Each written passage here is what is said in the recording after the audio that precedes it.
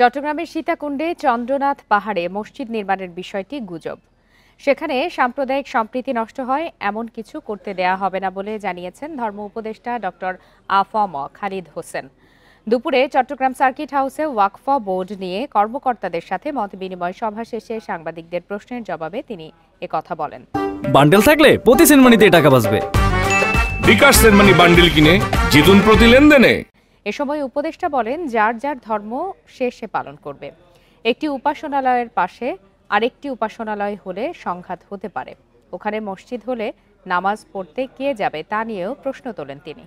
এদিকে সারা দেশে বেহাত হওয়া ওয়াকফ সম্পত্তি উদ্ধারে দ্রুত অভিযান চালানোর কথা জানিয়েছেন উপদেষ্টা।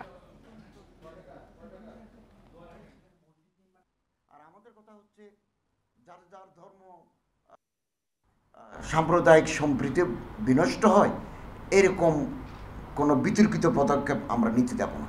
মসজিদ যদি কারো তৈরি করতে হয় তাহলে তো মুসলিম পপুলেটেড এরিয়া আছে, চন্দ্রনাথের পাহাড়ের উপরে মসজিদ বানাতে যাবে, ওখানে নামাজ পড়তে যাবে কে? এটা আসলে গুজব।